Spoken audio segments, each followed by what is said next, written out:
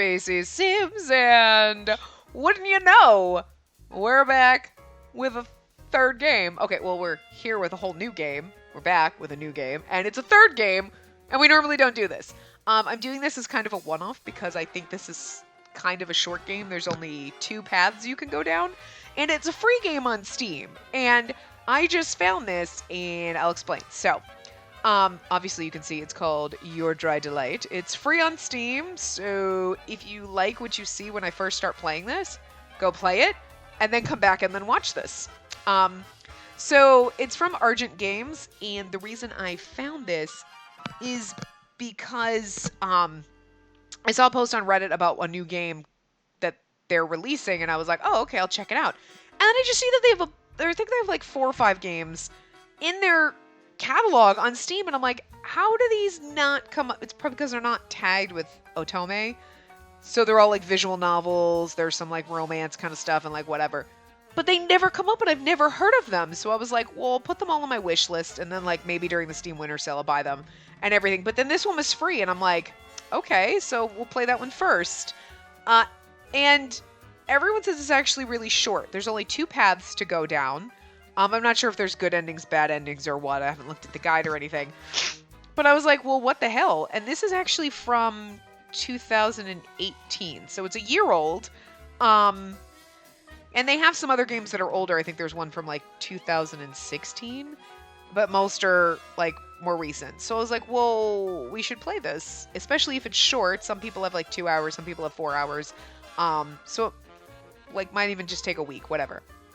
But here's the fun thing about this one.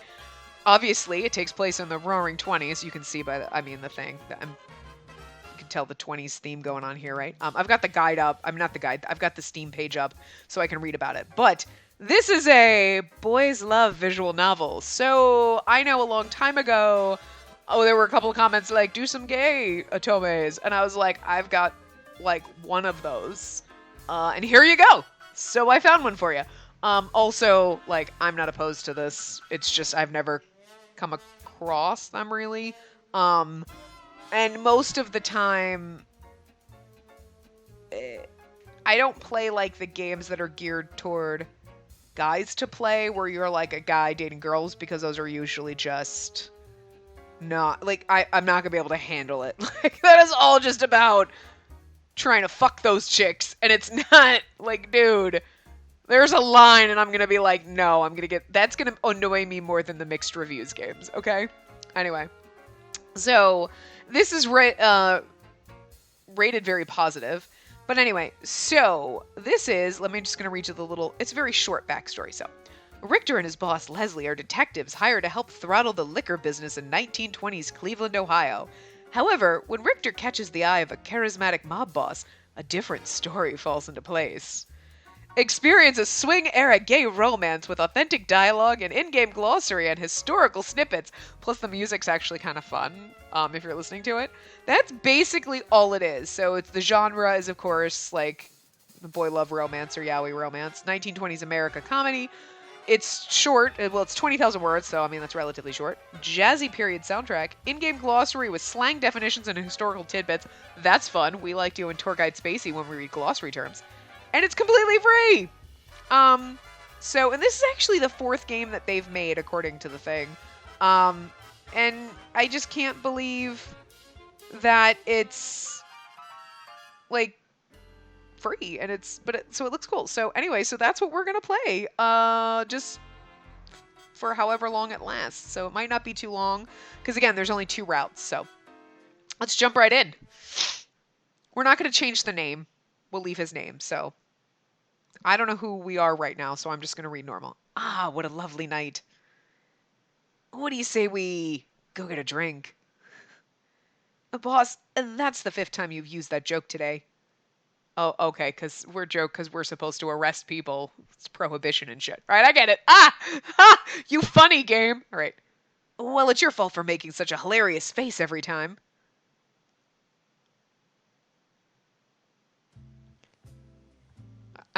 We're Richter, right? I'm assuming. Okay. I'm assuming that's our boss.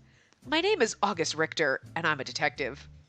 Unfortunately, my parents thought a nice, classic name like James or John just wouldn't be good enough for me. Everyone thought it'd be downright hilarious to call me July during my training, so I decided going by Richter would suit me just fine. Was that supposed to be us?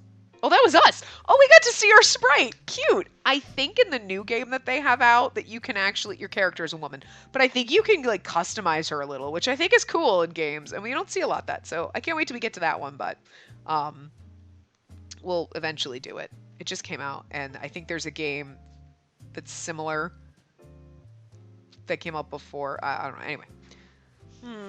Richter, I'm hungry.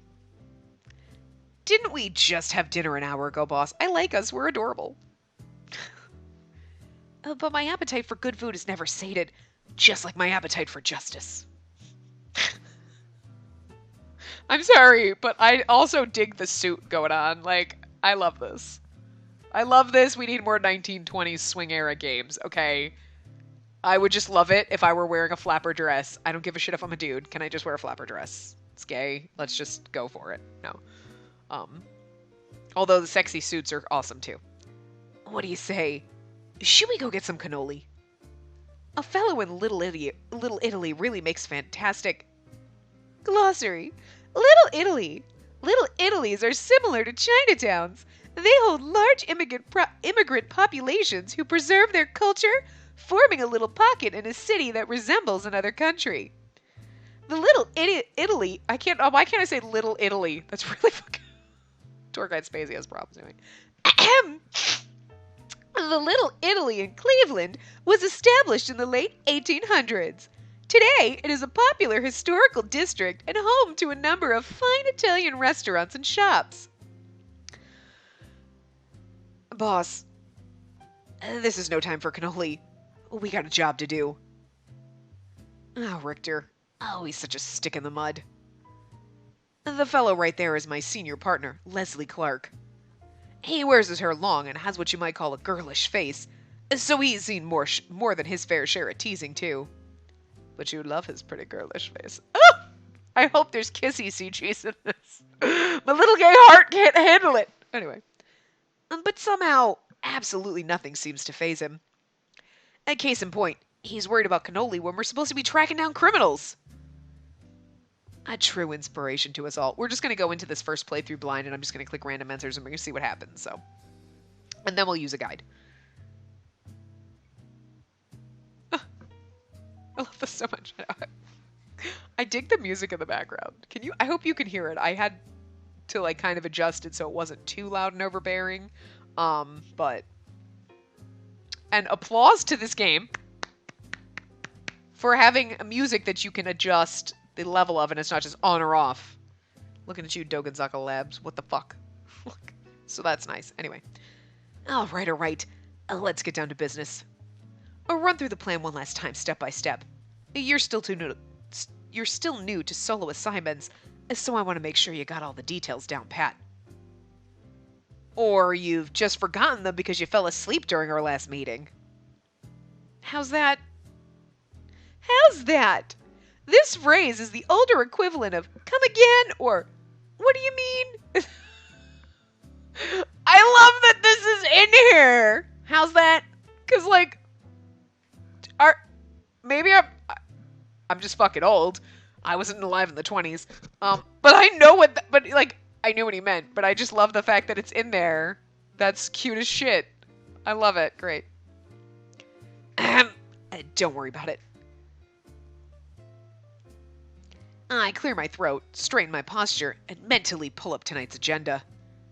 You and I are splitting up to gather information on Cleveland's illegal liquor business and enforce Volstead. Volstead? I don't know what that is. Okay. Cleveland, Ohio. By 1920, Cleveland, Ohio was the 5th largest city in America. During Prohibition, speakeasies sprang up nearly everywhere in Cleveland, and the Volstead Act was very poorly enforced.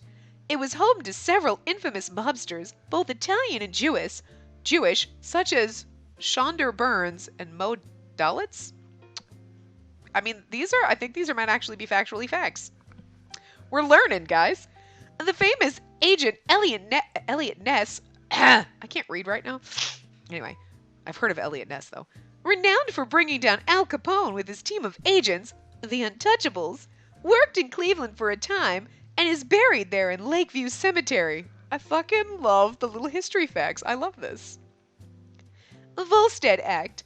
The Volstead Act, or occasionally just Volstead, I'm making air quotes like you can fucking see me, anyway, is the informal name of the National Prohibition Act. This act enforced the 18th Amendment of the U.S. Constitution, which made the sale and production of alcohol illegal in the United States.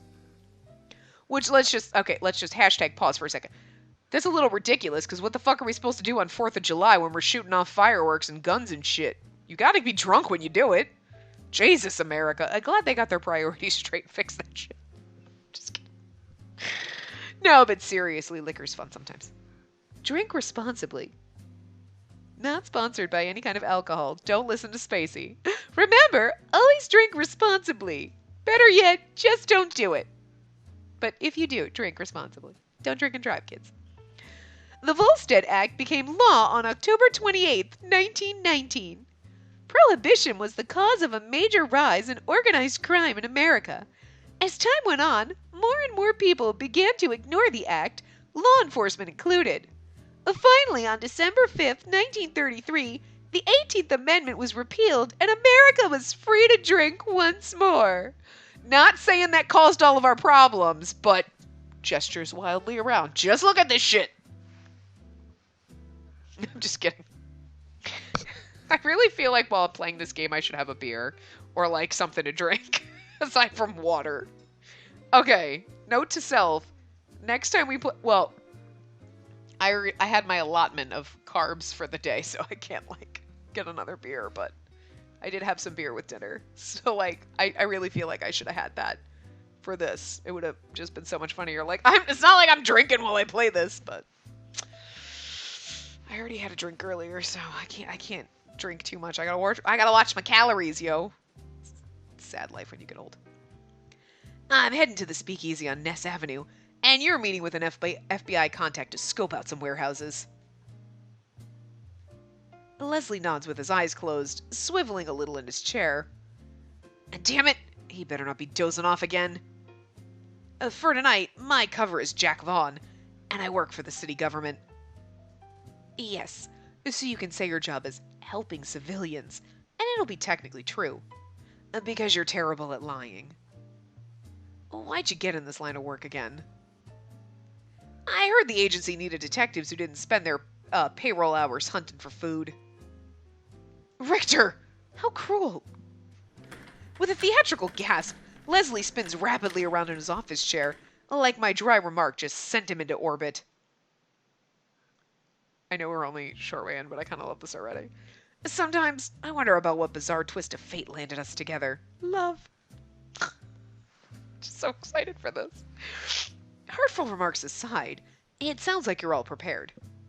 We'll meet back here tomorrow morning to trade reports, drink coffee, eat donuts. It's like a man after my own heart. Is it my imagination, or is he drooling a little?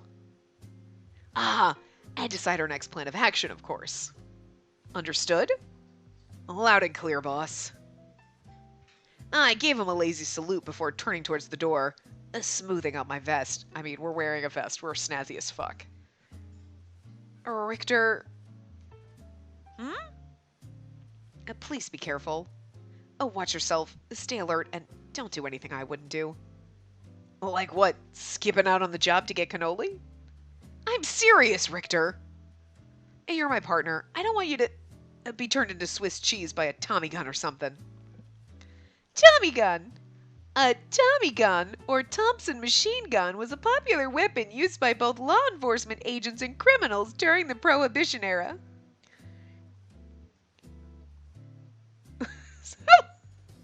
Oh, it's a bottle.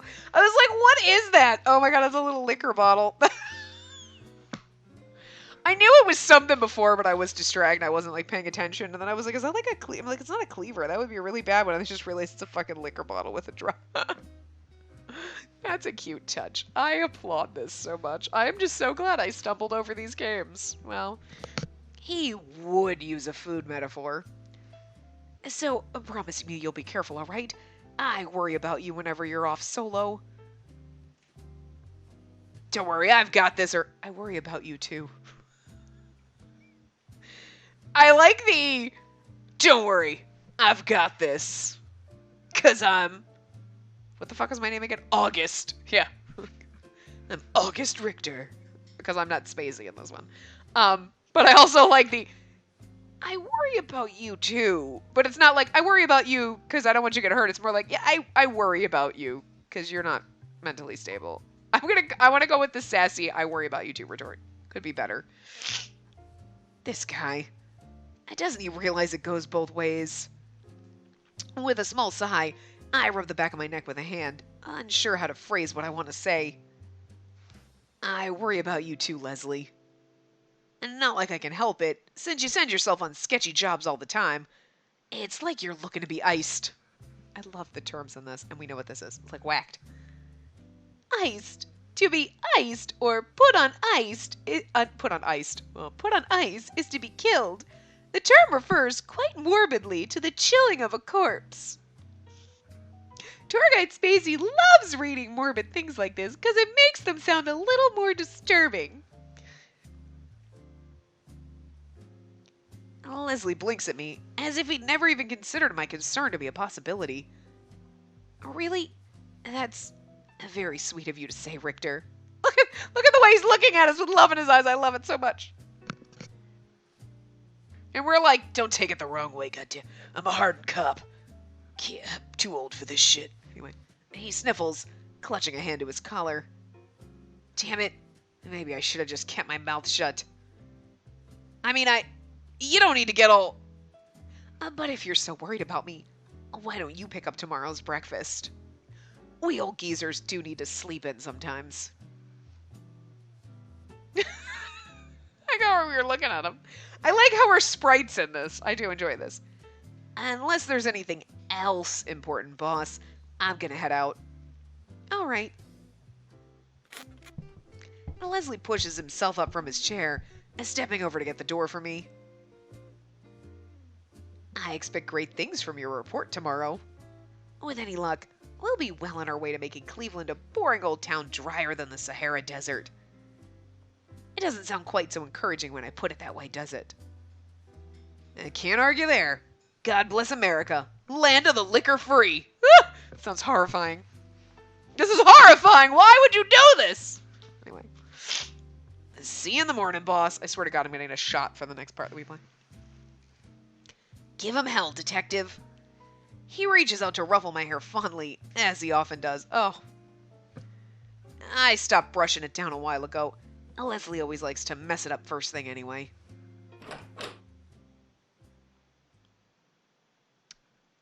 It's like, if you didn't know this was a sexy Otome game, I mean, I don't know how it's gonna, like, if you didn't know this was like a romancy game, you'd be like, this is hot, I just love this already, I want them to kiss.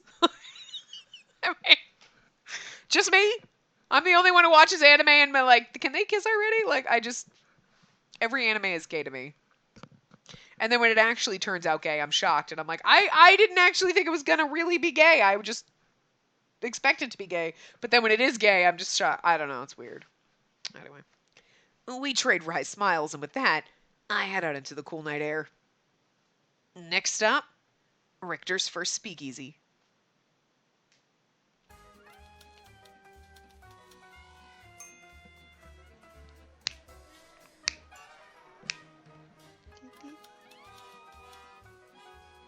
Soft-boiled detective.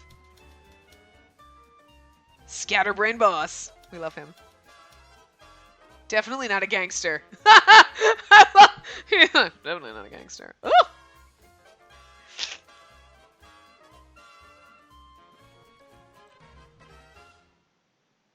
I love this. We're only 20 minutes in and I love this. Okay, so this is a perfect place, not to stop it or anything like that, but to just say, if you are enjoying this so far and you're interested in this game, I recommend playing it. It's free, so you could stop watching now, go spend a couple of hours playing the game, and then come back and watch this. Don't forget to come back and watch this. Just come back, but go play the game and then come back and watch it. I'm just saying. Because then you could go play it and you can leave a review on Steam that would help other people find the game. And I say that, but I never leave reviews because I'm lazy. If I could just be like recommended or not recommended, it would be so much easier than like, I don't know what to type. I have fun with this game. Like, but this is my way of reviewing games. Okay? I play them for you, and I like sit there and go, oh my god, I love this, or what is wrong with this? So only once game developers have actually watched me, that I know of, have watched me play the game. Unexpectedly, I didn't know they did that. Yeah. There was one that I played, and the developer's like, hey, thanks for playing our game. And I was like, oh my god, oh god, I hope I didn't say anything bad. No, it was a game that I had fun playing, though. So that's good. You know, it's not going to be one of those ones where I'm like, what is wrong with you? Anyway. Password. A gruff voice whispered to me through a slot in the door. And the basement of this dingy restaurant echoes with the muffled sounds of swing music, like it's haunted by some ghostly jazz band. Are we at the Haunted Mansion in Disney? 'Cause then maybe. Swordfish. There's a long pause. My informant definitely said the password was swordfish. This isn't a setup, is it? If it is, heads will roll by the end of the night. Assuming mine's still... The door swings open before I can finish that thought. Welcome, sir. Please enjoy your night. Thanks, I'm sure I will. We get drunk. That'd be the best thing ever. I step past the tall, dour doorman and into the loudest place I've ever seen, or heard. Smoke everywhere, deafening music, giant gaggle of dancers, loitering hopheads. Hophead? A term used to refer to a drug addict, usually opium. The hop in the word originated from slang for opium. So Sherlock Holmes is here. Okay, cool.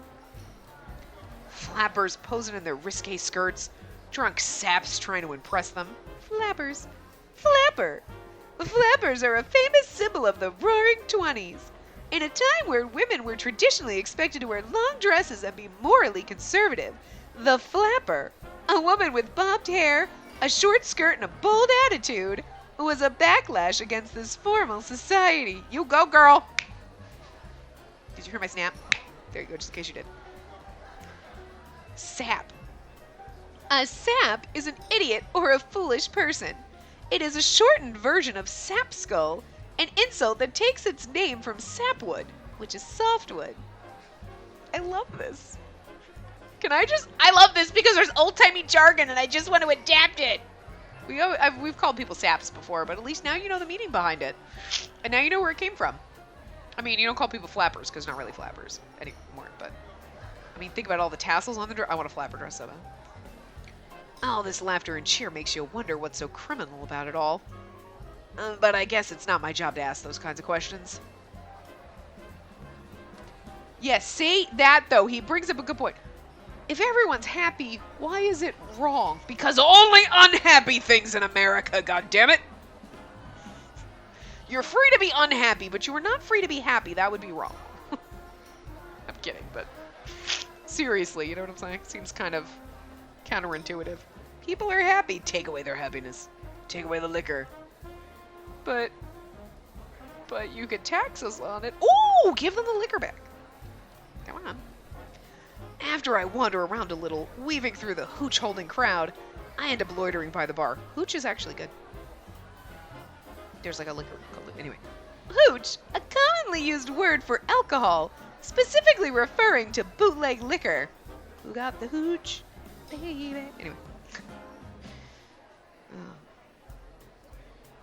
The bartender's staring at me.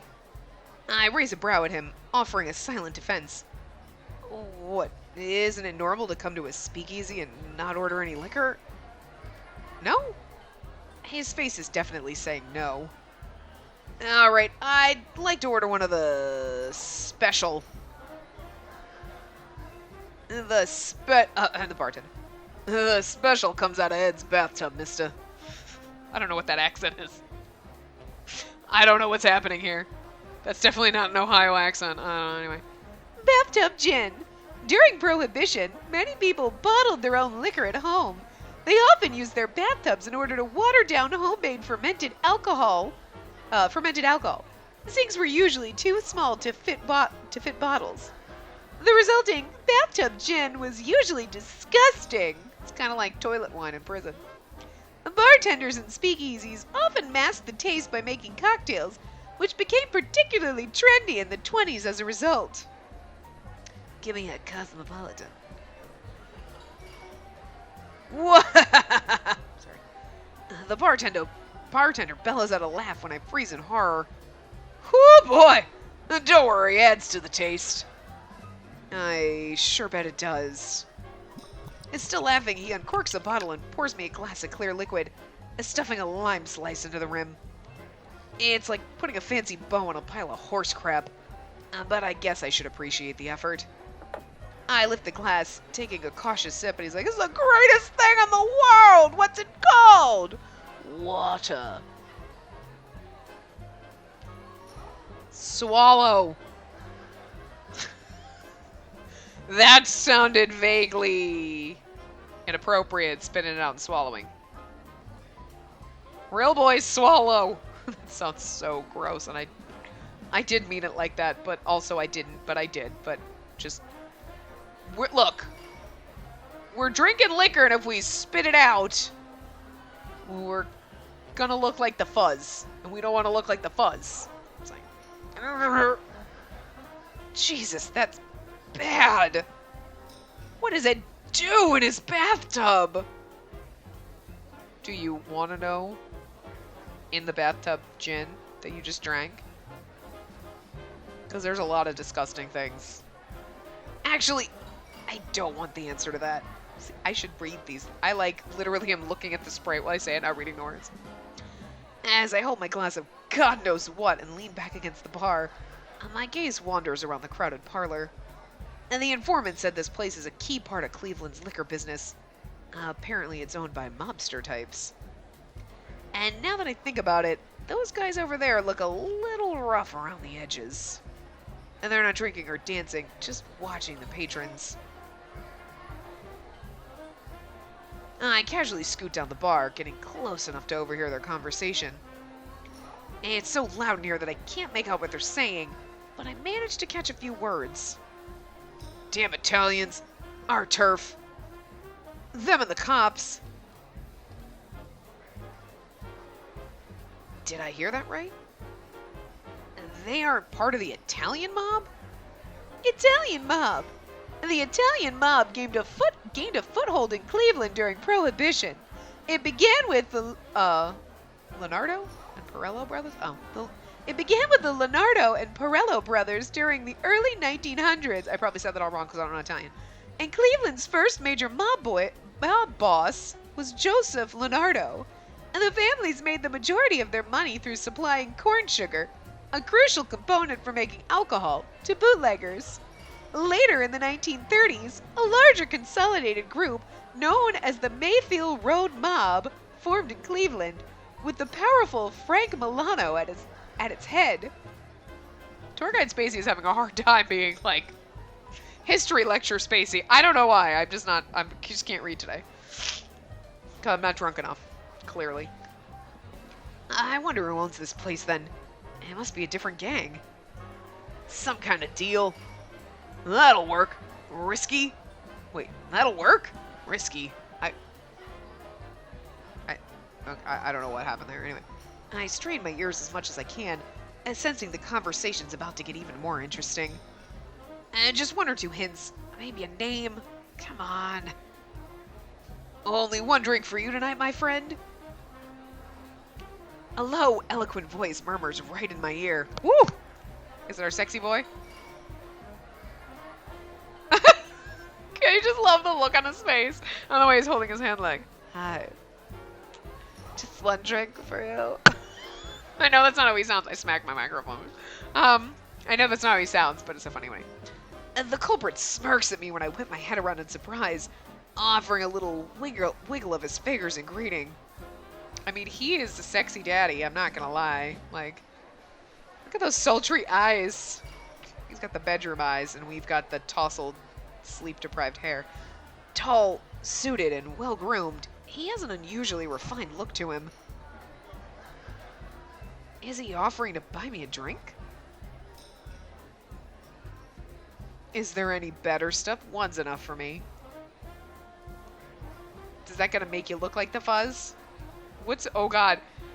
I don't know, because one is gonna lead you down probably Leslie's path, and one leads you down Hot Daddy's path, and like, I don't care which one we get first, to be honest with you. Like, either one's fine with me.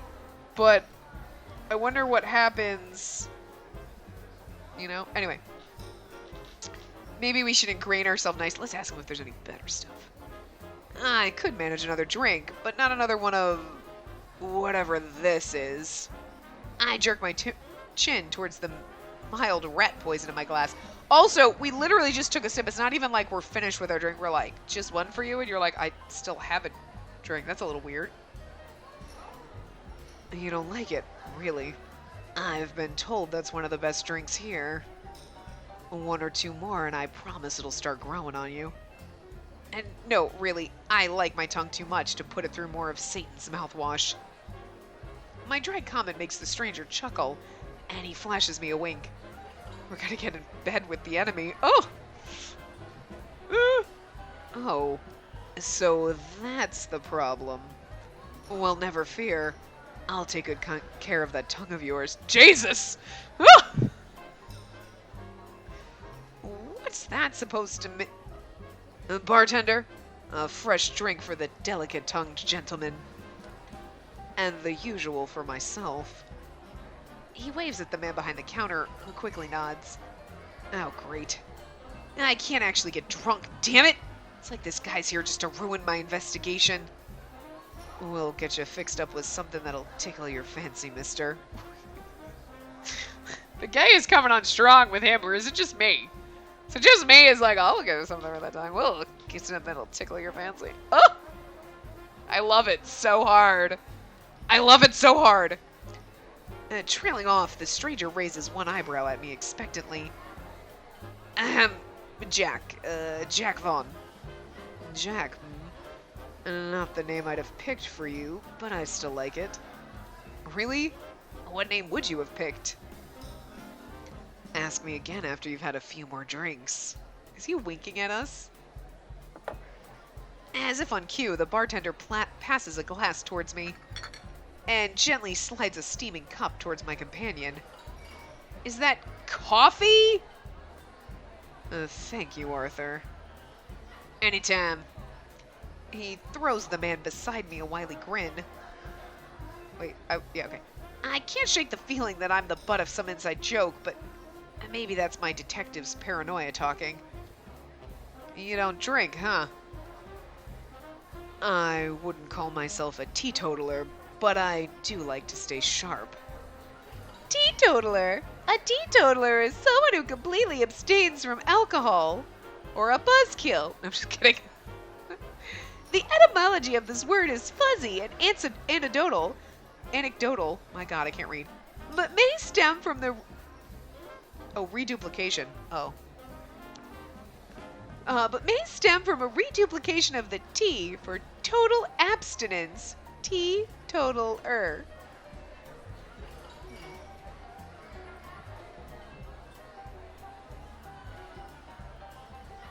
That's... Still curious how that breaks out, but okay. Alright. Well, drinking partner, and since you've twisted me into this, who exactly am I toasting with again? My name is Mayor, and I'll endeavor to make sure you won't forget it. Just love how everything that comes out of his mouth is so, like, seductive and saucy. How the hell am I supposed to read this guy? He doesn't want you to read him. Never mind. If I didn't know better, I'd almost think he was trying to... Oh, L'Chaim. Ha! I was like, what the fuck is that? I got it! I got it! L'Chaim. Ha-ha. I am so good. I've never actually seen L'Chaim written out. I've heard it. I think I'm saying it right, but anyway. I'm just really proud of myself for recognizing that. I'm sorry. Normally I'm reading words and I'm like, what chime? What champ? What? I was like, what the? Oh. L'chaim. L'chaim is a toast that translates literally as to life in Hebrew. Exclaiming some sort of toast, he clinks his cup against my glass. L'chaim. I mimic Meyer's pronunciation, and when he happily nods in approval, we both sip our drinks. Herc. Not as bad as Ed Deluxe, but still feels like I swallowed a gasoline cocktail.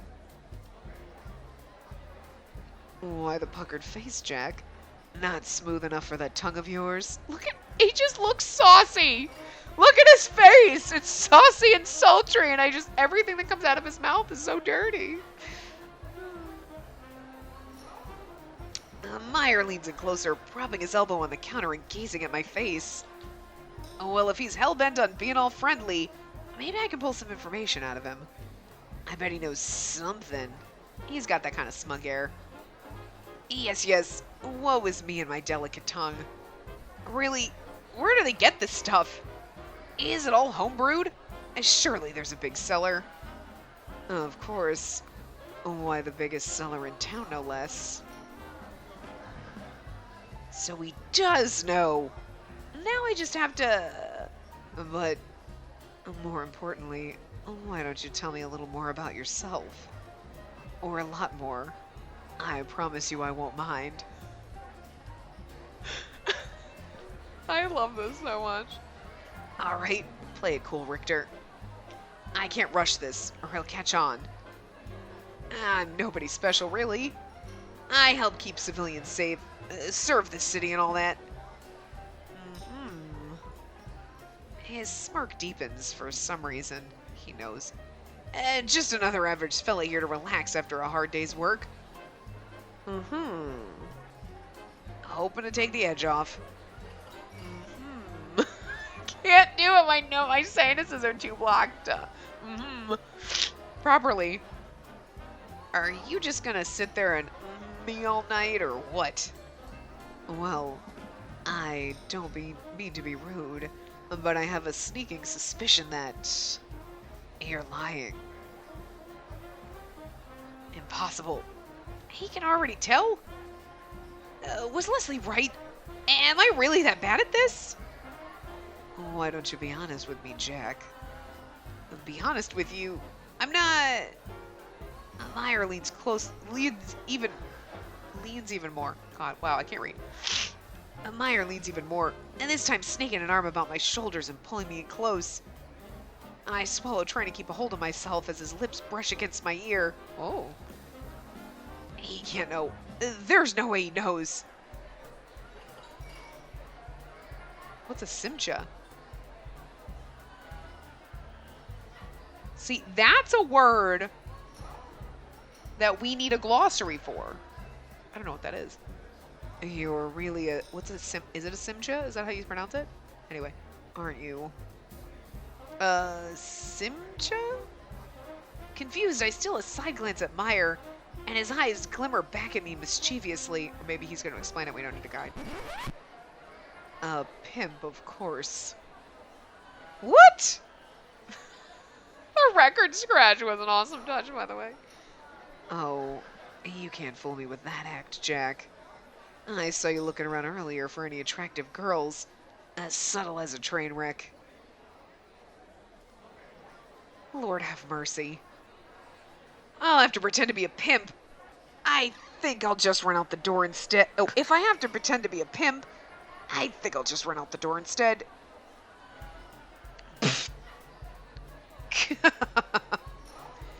A little laugh spills out of Meyer before he can bite it back. Care to tell me what's so funny? Just teasing. Forgive me. I didn't mean any offense. And nor did I think you'd nearly faint on the spot. But I was quite ready to catch you. He is winking at us! Richter's face is so great. Alright. You got me. I was just, horrified that my good name might be ruined. It shook me up. Secretly, of course, I'm mostly only relieved that he didn't actually see through the lie. That was too close for comfort. Oh, naturally. An upstanding civil servant like you is obliged to maintain a saintly reputation, right? A bartender. Another round for the gentleman, if you please. He's trying to get us drunk and take us back to his bedroom. How dare you, sir? No, I'm a gentleman. You know what? You go right ahead. I am a lady, but Richter is a gentleman, and you do what you need to do. And that was how I got pulled into a night of drinking with my new companion. And it soon grows clear that Meyer isn't going to let anything important slip. He manages to dodge all my questions like a pro boxer ducking punches. But I'm too invested to turn back. I know he knows something. He knows I know he knows something. But we're just dancing around the subject. As much as I hate to admit it, it's fun talking to him. And so much so that I nearly forgot what I came here to do. Sorry. And the way he gives me all of his attention is, well, flattering in a way. Do we not know we're gay? Who's mysterious dude? I had to tip my thing to be able to see him. Is it a secret path? I thought someone said the two paths, but I didn't read too many, things. Maybe there's, maybe secret guy is a third one. Ooh! Anyway. While we banter back and forth, I noticed the sketchy-looking men from earlier throwing glances toward us. Are they looking at me? Admire? And just trying to get the bartender's attention? I can't tell, but I got a feeling we're being watched. If you don't mind, Jack, I have a question for you. An elbow nudges against my side, interrupting my thoughts. Question? Sure, I'm all ears. I turn my head back toward Meyer, only to see him already pressed close to my side. Our cheeks are nearly brushing together. You wouldn't happen to be looking for underground work, would you? Yes, I am, absolutely. My heart skips a beat. He's finally bringing it up? You could say that, more or less. Well, in that case, how about we make a deal? I'll trade you a little business information in exchange for something on your end. He whispers conspiratorially to me, lips curled upward in a sly, daring smirk. Something, huh? What kind of something are we talking about here? Oh, I'm so glad you asked. His breath lightly tickles my cheek. For a second, my focus gets a little hazy. All I can see are those sparkling green eyes. Do we know we're gay? Or are we this just happens? I'm just curious. My mind races through all the things he might want from me. Things I'd normally never think of until... Bring me a cassata cake. What's a cassata cake? Am I saying it right? Cassata cake! A cassata is a traditional cake from Sicily, Italy. It consists of sponge cake, ricotta cheese, and candied fruit with various types of icing. You had me until the fruit inside. But like sponge cake, cheese, I'm like, oh. However, a different type of cassata gained popularity in Cleveland, Ohio in the early 1920s. The La Puma Spumoni and Bakery began making a version filled with strawberries and custard and covered with whipped cream. That sounds delicious and sexy. At the behest of the owner's children, who didn't like the original cassata, this variation became known as the Cleveland cassata cake, which is still made in Cleveland today. Kind of makes you want to go. A cassata cake, and the type from Frank's Bakery on the east side. Almost certainly not kosher, but I won't tell if you don't. I've heard they changed the recipe to something simply amazing, but let's just say I'm not very welcome in that neighborhood. Not exactly the offer I was expecting. He's disappointed. He's like, I thought he was going to ask me for sex, and he asked me for a cake instead. The cake is going to lead to the sex. It's okay. A cake? Right. I'll think about it. No promises. I'm playing coy, are we? Very well. I see how it is. He exhales a small laugh that brushes my skin again, and sending a little tingle down the nape of my neck. Please think it over carefully. And If you decide to accept my offer, come back here tomorrow night. How does that sound, Jack? I hesitantly nod. Can this wise guy really be part of some criminal outfit trading information for cakes? Perfect. It'll be plenty worth your while, so keep that in mind. No, because he's trying to woo you. Oh, we don't get it. We don't get it. We're so naive and dumb. I love it! This is the typical Otome heroine, except for we're the Otome hero, and we just don't get that the boys are hitting on us. I love it in this case. Feels okay. What you doing, Booger? You stretching? Cutie patootie. Anyway. Oh, when he finally pulls back, I subconsciously exhale the breath I didn't know I'd been holding. And no matter how I look at it, he's acting sweet on me. Sweet on? To be sweet on someone is to have a crush on or strong affection for them. We know that one too. We still say shit like that. Of course, it's not like anyone would notice, crowded as this place is. Do you happen to have a favorite kind of drink? He casually throws another question out, catching me off guard. I want to have it ready for you tomorrow night. I love this. That's awful nice of you. Well, my favorite drink, I guess that'd be... whiskey. Does he know what whiskey tastes like? Whiskey? I don't know, something sweet? Balls to the walls! Let's just say whiskey! Whiskey, of course. Do I look like a guy who would drink anything else? You didn't seem to have much trouble with the other drinks you've enjoyed tonight. And that's because you were distracting me. Really? Am I that captivating? I love this game. You were practically holding me captive from the start, so yes? Oh, we still don't get it. Huh. He lets out a low chuckle, shaking his head. And there's something charming about his laugh. And maybe the way it comes from deep in his chest. Gentle but resonant. What you doing?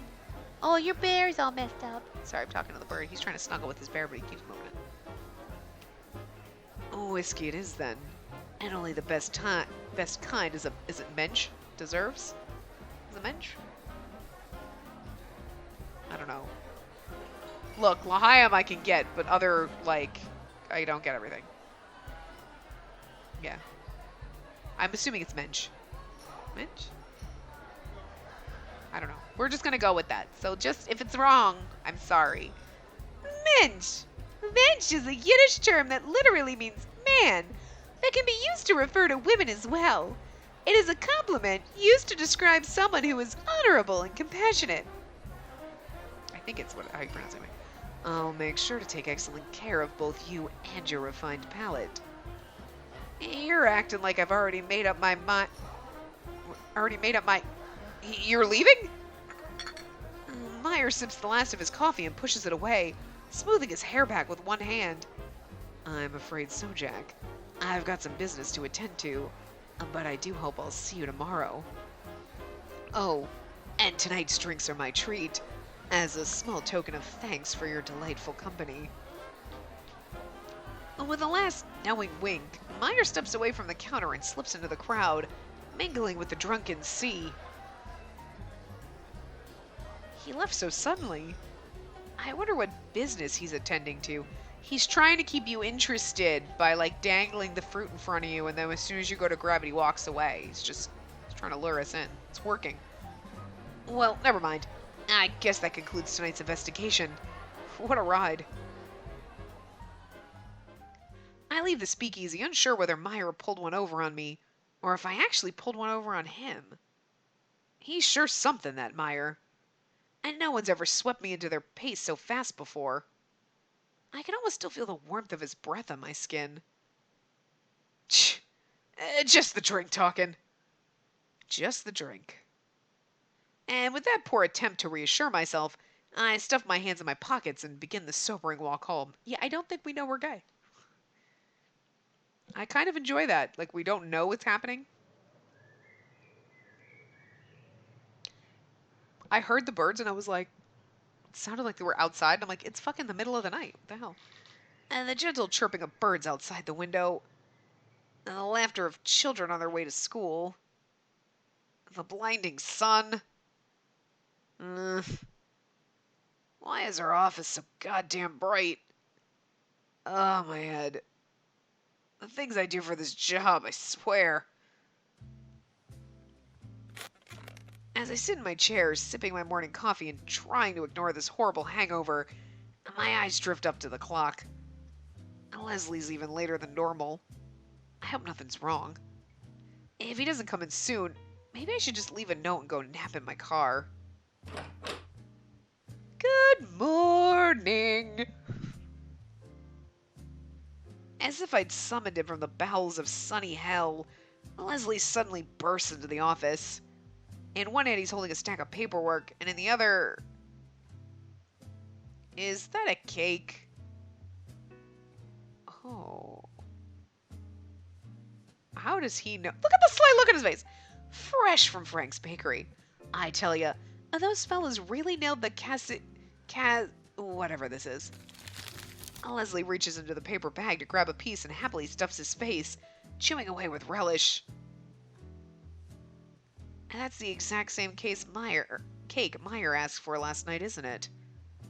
Is this some kind of conspiracy? That's what I was saying! Cue X-Files theme.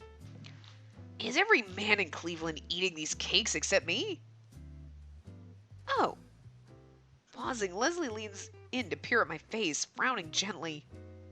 You look a little under the weather, Richter. Your hair's all messy too, and I haven't even gotten my hands on it yet. Wait, don't tell me. No, you're not hungover, are you? Richter, you naughty boy. Listen, Buzz, could we just get to our reports? Changing the subject, I see. Absolutely shameless. Leslie, who seems to think my hangover is the funniest thing in the world, chuckles all the way over to his office chair. Yeah, laugh it out of your system while I sit here, hoping for a spontaneous eclipse. I'll let you start off then, my little partying partner. What did you find out last night? In between shots, that is. Ahem. Well, from what I heard, it sounds like the Italians aren't running the speakeasy, or even most of the liquor business. If I had to guess, it's either a big street gang or the Jewish mafia. I mean, you heard some Hebrew words, so I'm just saying. That's a good guess. The Jewish mafia? It's true they've been growing in size around here lately. Or so I've heard. What makes you think it's them, though?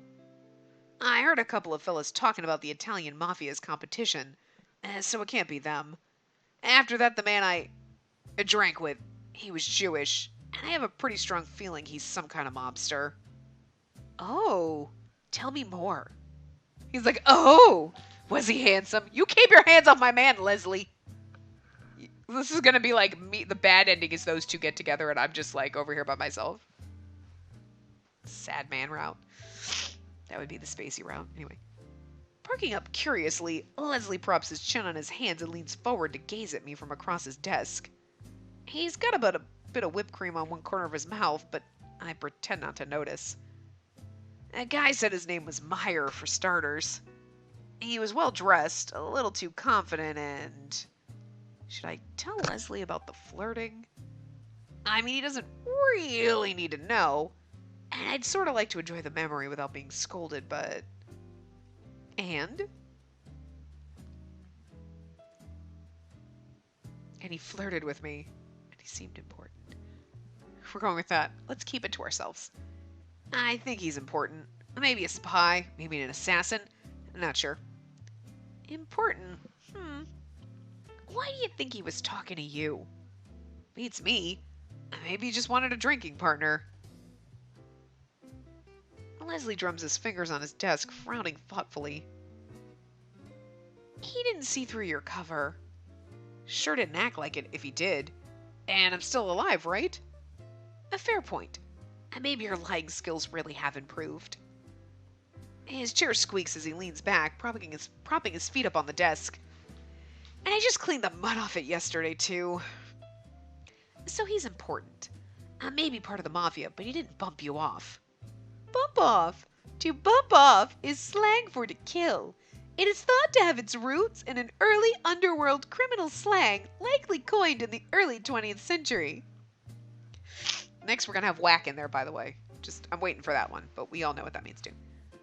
What do you plan to do about him? I was getting to that.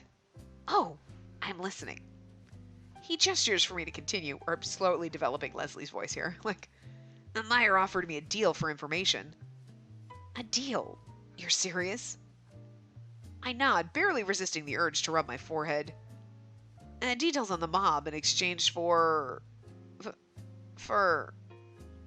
This is so ridiculous, I can barely say it out loud. In exchange for a cake. Oh, come off it, Richter. Tell me what he actually wanted. I know you're trying to get revenge for me teasing you, but... I'm being serious, boss. He wanted a cake. Pointing at the paper bag that holds Leslie's half-eaten breakfast, I put on the straightest face I can manage. It's from the neighborhood around Little Italy, right? Obviously that place is owned by the Italian gangs, so we can't get too close. But as for why he wants one... I've got no clue, boss. Maybe a kid at home who likes them? Sweet tooth? Forbidden fruit? It reeks of a setup, Richter. Isn't that obvious? Leslie wrinkles his nose. Not the reaction I'd expected, and really, not an unfair one. I thought about that, believe me. But if it was a setup, why would he invite me back? Wouldn't it have been easier to get rid of me right there? And he could have made his offer sound more serious, too. Anyone with half a brain would be suspicious. That's true, I suppose. I still don't like it, though. And not one bit.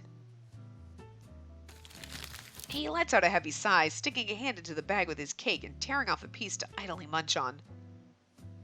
Well, while you were having the time of your life last night, I was chatting with Mr. FBI. Apparently one of the city's politicians is hosting a big party at a hotel tonight. And thanks to our contact, I've got us passes inside. Because you know what's going to be at the party, my dear Richter? A lot of liquor? A hell of a lot of liquor. Probably provided by the main source in Cleveland. Leslie and I exchange knowing looks. I can already see what he's getting at. So you want to scope it out for information? It's a good bet, and a safe one. Once folks get drunk, there's no telling what kind of juicy information we'll get out of them. If we're lucky, some of it might even be related to our case. I wouldn't count on it. We snicker. In our line of work, both of us have seen our fair share of these ritzy orgies. Ritzy. To be ritzy is to be glamorous and stylish, sometimes in the negative sense of being gaudy. The term stems from the Ritz, later Ritz-Carlton hotels, which were famously opulent. Oh, yeah! I'm so glad! I just scrolled down and I was literally about to say something about putting on the fucking Ritz. And here it is, and I'm so happy. The famous song, Putting on the Ritz, written in 1930 by Irving Berlin, takes its name from this phrase, also redone in the 80s by Taco. Which is a fucking amazing version. That's the one I know. I don't actually know if I've heard the original, but I know the Taco version. Pretty sure it's Taco, right? Or it's probably not. I don't know. But we all know the 80s version, and that's what I was thinking in my head. Because I literally do have that on my iPod. That's sad. It's not sad, it's great. As soon as I saw Ritz and it was like, Ritzy, and Mo, and I was like, blue and you know where to. And I just started singing it in my head, and now I'm so glad they mentioned that. Wow. Damn, I love this game. I think you should come to the party with me tonight. With your smarts and my good looks, we're bound to find something out. And if you want my honest opinion, Leslie goes thoughtfully silent for a moment, then, and a more serious look darkens his brow. What did you do? You better not have pooped on my pillow. You know better. Okay, I think you're fine, but you know better. Sorry. Bird just looked like he was going to poop on my pillow. Anyway. I think this rendezvous at the Speak is too risky. Speak? A speak refers to a speakeasy and is just a shortened form of the word. Even if Meyer doesn't mean you any harm, any other mob types around there might not feel the same way. But I also don't think you're green enough to walk into a death trap. Gee, thanks, boss. I have a feeling we're going to come up to a choice where we have to choose to go with Leslie or go with Meyer, and that's going to be kind of the deciding factor on who you're dating. When I roll my eyes, Leslie offers me a soft, affectionate smile, the kind he only puts on once in a blue moon. I'm heading to the party either way, but I trust your judgment, Richter. You can decide for yourself where to go tonight. What'll it be? Fuck. I want to stop right here and leave the decision because I don't want to make the decision. I'm leaning toward going to the speakeasy and doing that because I actually, like, to me, I don't know which route's going to be better, but I kind of want to go down the Meyer route first because I feel like we should save Leslie for the last path, unless there is a secret third path. I don't know. I thought there were only two, but I'll look it up. But I just figured, because, like, there's maybe that secret guy is just a secret guy and he's just going to be a side character. Like, what, he has a sprite for no reason. I don't know. You know what I mean? The shadow guy. But, because none of the other ones had sprites. You know what I'm saying? The bartender, the doorman, nothing. Anyway, I'd rather go down Leslie last, just because I feel like, to me, that's more canon. I mean, I don't think there is one, but that just, to me, the little pairing of, like, the partners, like, that's so adorable, and I love it. So I want to save that one for last. So I'm probably going to go to the speakeasy, but I'm going to wrap this part up here and leave it on, like, a little cliffhanger onto what we're going to choose. And then we'll continue in the next part. So I will see you guys next time. Remember to give the video a big thumbs up and subscribe to see more.